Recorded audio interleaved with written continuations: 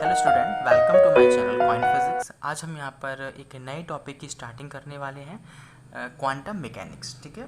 और quantum mechanics के इस लेक्चर में, ये क्वांटम मैकेनिक्स का फर्स्ट लेक्चर है और इस लेक्चर में हम ये जानेंगे origin of quantum mechanics. Quantum mechanics की हमें नीड क्यों पड़ी और कहाँ से क्वांटम मैकेनिक्स की शुरुआत हुई, इस चीज़ को हम लोग समझेंगे। और कंप्लीट वीडियो है ये आपका ओरिजिन ऑफ क्वांटम मैकेनिक्स। तो आइए समझते हैं। तो ओरिजिन ऑफ क्वांटम मैकेनिक्स में अगर हम समझें तो ओरिजिन का मतलब क्या होता है कि हमें इसकी नीड क्यों पड़ी, बेसिकली, है ना। ओरिजिन हमें क्यों नीड थी इस सब्जेक्ट की, ये जो थ्योरी है ये कहाँ से इसकी हमारे नीड पड़ी और कहाँ से आई। तो अगर हम इसके बारे में थोड़ा जानें तो 90 सेंचुरी की अगर हम बात करें, इसके एंड में और 20 सेंचुरी के स्टार्टिंग में, है ना, इसके बारे में काफ़ी चीज़ें आई। तो 90 सेंचुरी में ये देखा गया, 90 सेंचुरी की अगर हम पहले की बात करें तो उसकी पहले हमारी जो लाइट होती थी, अगर लाइट के बारे में हम लोग जानें तो लाइट एक वेव करेक्टर को शो करती थी। लाइट क्या होती थी बेटा, एक वेव करेक्टर को शो करती थी और लाइट को हम ऐसा वेव ट्रीट करते थे, है ना। लाइट हमारी एक क्या थी, एक तरीके की इलेक्ट्रोमैग्नेटिक वेव्स, एक तरीके की ईएम वेव्स थी। क्या थी? ईएम वेव्स, यानी इलेक्ट्रोमैग्नेटिक वेव्स थी, राइट। तो इलेक्ट्रोमैग्नेटिक वेव्स हमने इसको माना था लाइट को। फिर हुआ कुछ ऐसा, कुछ एक्सपेरिमेंट ऐसे निकल के आए जिसमें लाइट जो है वो पार्टिकल नेचर को शो करती थी। लाइट जो है पार्टिकल नेचर को शो करती थी, यानी कि लाइट को अगर हम पार्टिकल नेचर मान के चलते हैं तभी वो रिज़ल्ट हमारे ट्रू हो रहे थे। तो कुछ रिज़ल्ट निकल के आए जिनकी एक्सप्लेनेशन क्लासिकल फिजिक्स नहीं कर पाई 90 सेंचुरी के एंड में और 20 सेंचुरी की स्टार्टिंग की बात है। कुछ ऐसे रिज़ल्ट निकल के आए जिनकी explanation, true explanation classical physics से नहीं हो रही थी, यानी कि क्लासिकल फिजिक्स उस एक्सप्लेनेशन को नहीं दे पा रही थी। क्लासिकल फिजिक्स उस एक्सप्लेनेशन को नहीं दे पा रही थी। तो कुछ रिज़ल्ट ऐसे निकल के आए जिसे यहाँ पर अगर हम बात करें तो क्लासिकल फिजिक्स से कुछ एक्सपेरिमेंट थे। वो एक्सपेरिमेंट मैं आपको बताना चाहता हूँ। जैसे आपका ब्लैक बॉडी रेडिएशन, ठीक है, क्या होता है ब्लैक बॉडी। और उसके बाद हम सेकंड है photo electric effect, third is Compton effect और फोर्थ इज़ रमन इफेक्ट।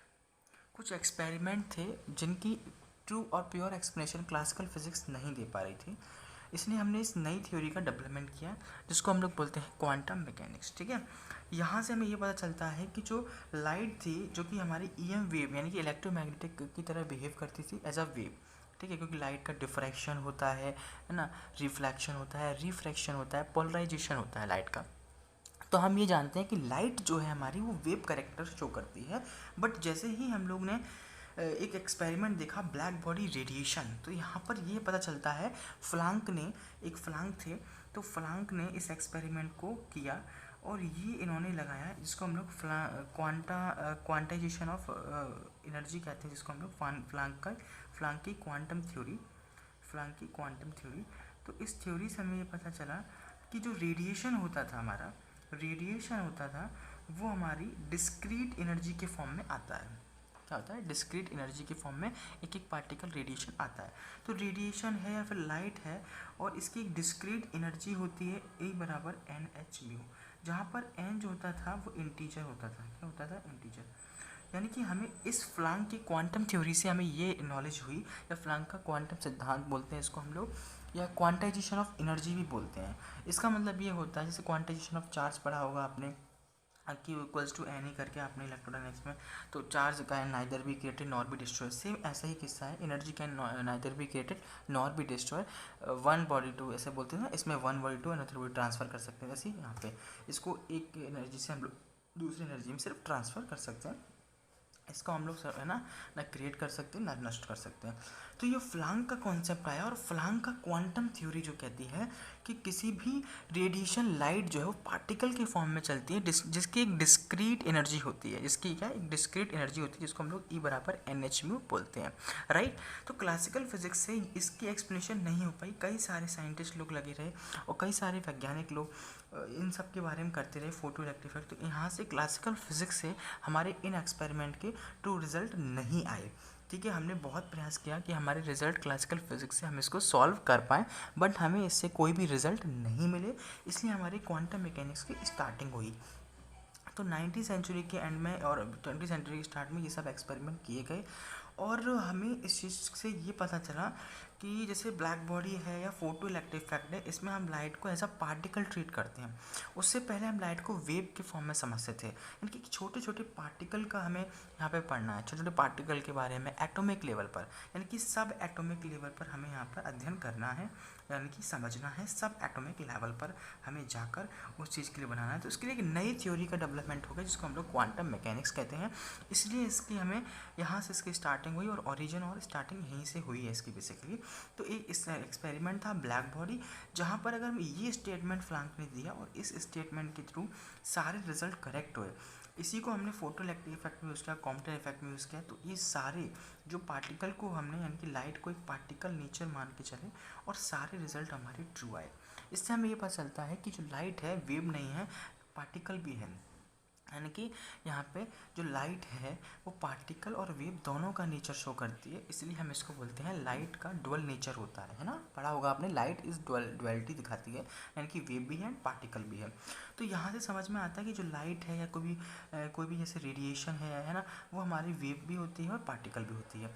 यहाँ दूसरी तरफ अगर हम यहाँ पे समझे इसी और थोड़ा इसको और आगे बढ़ाते हैं, तो यहाँ पे ये थ्योरी भी निकल के आती है कि जो पार्टिकल्स हैं जैसे हमारे इलेक्ट्रॉन, ठीक है, आप लोग जानते हो इलेक्ट्रॉन एंड प्रोटॉन एंड जो भी पार्टिकल है आपका, उस पार्टिकल के बारे में अगर आप समझें तो वो हमारा वेव नेचर शो करता है। क्या पता चलता है? वेव नेचर शो करता है। तो उससे हमें ये पता चलता है कि पार्टिकल का वेव नेचर और जो वेव था उसका पार्टिकल नेचर, यानी कि जो इलेक्ट्रॉन था जो कि पार्टिकल था, ये भी वेव नेचर शो करता है। जिसमें हम लोगों ने यहाँ पे चीज़ें समझी थी, बोर थ्योरी है, इन सब की हेल्प से हम इसको समझेंगे और यहाँ पे देखेंगे कि जो इलेक्ट्रॉन प्रोटॉन छोटे छोटे पार्टिकल्स हैं वो हमारी वेव नेचर शो करते हैं। तो यहाँ से ये चीज़ें निकल के आई और कुछ एक्सपेरिमेंट किए गए जिससे पता चला कि पार्टिकल भी वेव नेचर शो करता है और जो लाइट थी वो वेव और पार्टिकल दोनों नेचर शो करती थी। तो यहाँ से एक नई थ्योरी हमारी आई। तो E बराबर NH/μ, ये रिजल्ट लेने से हमारे सारे एक्सपेरिमेंट के जो रिजल्ट है वो ट्रू आ रहे थे और मैच कर रहे थे।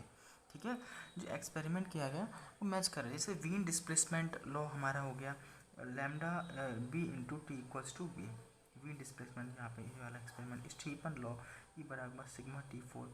तो कई सारे रिजल्ट्स थे और कई सारे साइंटिस्ट थे जिन्होंने अपना अपना एक्सपेरिमेंट किया और यहाँ पे कंक्लूजन निकल के आता है कि यहाँ पर एक लाइट है वो एक छोटे छोटे पार्टिकल के फॉर्म में डिस्क्रीट एनर्जी होती है और वो लाइट एक एक पार्टिकल ट्रैवल करती है, इस तरीके से वो ट्रैवल करती है। तो light is a particle and wave दोनों ही होते हैं। तो लाइट को हम दोनों ही तरीके से ट्रीट करते हैं। ठीक है, आई होप आपको समझ में आया होगा कि क्वांटम मैकेनिक्स की स्टार्टिंग कहाँ से हुई और ये लेक्चर में हमने सिर्फ ये बताने की कोशिश की है कि ओरिजिन ऑफ क्वांटम मैकेनिक्स। ठीक है, नेक्स्ट लेक्चर में हम यहाँ पे इस टॉपिक की स्टार्टिंग करने वाले हैं और यहाँ पे इस टॉपिक की हम स्टार्टिंग करेंगे और यहाँ पे क्वांटम मैकेनिक्स आपको कंप्लीट मिलेगी विद नोट्स के साथ। चाहे आप किसी भी यूनिवर्सिटी के हों, चाहे आप BSc कर रहे हों, MSc कर रहे हों, IIT JEM और नेट की प्रिपरेशन कर रहे हों, ये वीडियो आप सभी के लिए हेल्पफुल है। और पहले के जो लेक्चर्स होंगे बेसिकली वो BSc और MSc पर होंगे, उसके बाद हम थोड़े इसके कंटेंट को हाई करेंगे, यानी कि नेट और IIT JEM लेवल तक लेकर जाएंगे। ठीक है, तो ये हमारा मोटिव रहेगा। हम यहाँ पे फुल कॉन्सेप्ट कराने वाले हैं, इसी के थ्रू बताने वाले हैं। तो ये फर्स्ट लेक्चर है ओरिजिन ऑफ क्वांटम मैकेनिक्स की, हमारी क्वांटम मैकेनिक्स की स्टार्टिंग कहाँ से हुई और क्यों आई, क्यों हमें इसकी ज़रूरत पड़ी इस थ्योरी की। तो यहाँ से इसकी स्टार्टिंग हुई और इस रिज़ल्ट से ही क्वांटम मैकेनिक्स की सारे हम एक्सपेरिमेंट को प्रूव कर पाए, चाहे आपका फोटो इलेक्ट्रिक इफेक्ट हो, चाहे कॉम्पटन इफेक्ट, चाहे आपका रमन इफेक्ट हो।